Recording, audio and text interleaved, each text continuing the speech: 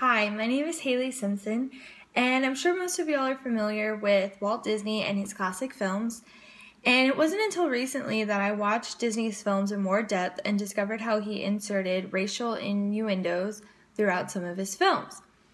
And after watching the films, three have really stuck out to me: Dumbo, Song of the South, and The Princess and the Frog.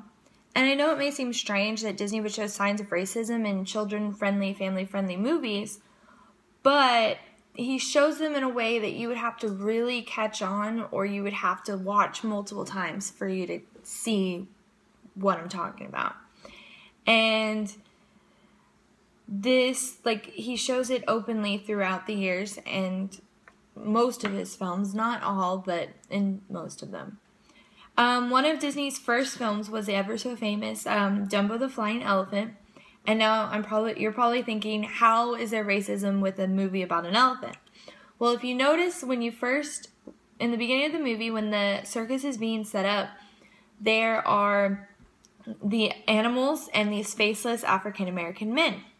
Well, these men are setting up the circus and they have no features whatsoever. They have no eyes, no lips, no nothing. And it shows, back then, here's a picture, and it shows them setting up the circus. And when this movie was made in 1941, segregation was still legal and the civil rights movement hasn't happened yet. So basically they felt like these men were not important enough to put features on. And later on in the movie, you are introduced to a group of crows that are dressed in tattered clothing and whose leader is named Jim Crow.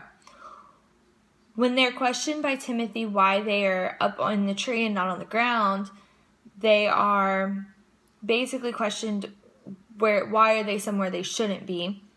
And although it's not seen by most, the signs are there, and sadly Dumbo is not the only film that it shows signs of racism. In 1946, another film of Disney's was released. It was called Song of the South, and the film is about a former slave who happily tells children his stories about the life he had as a slave living on the plantation that he is still currently living on.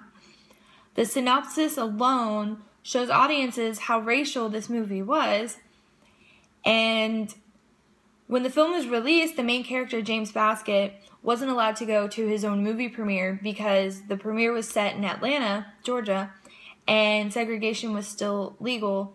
So basically it was illegal for him to go to his own movie premiere. I mean, how racist is that? And since the movie showed so much racism, the movie hasn't been, re-released from the Disney Vault, which they normally do every 10 to 20 years for anniversaries. But this movie has not been re-released, and it's very hard to see pictures of them or find pictures or try to watch it, try to buy it. It's very hard. And here's a picture just to kind of show you what the Song of the South is. There's the main character, James Baskett, right there, and him telling the children the stories of his life. And then the last movie, I know sounds very surprising, but it is the 2009 film, The Princess and the Frog, and it showed many signs of racism and stereotyping. In the film, Tiana is a poor African-American girl living in the projects of New Orleans as her mom works for an upper-class family, white family. And this gives the impression that many African-Americans in New Orleans were living in poverty. And even though Disney himself is no longer around today, Disney as a film industry still carries racist ideas throughout.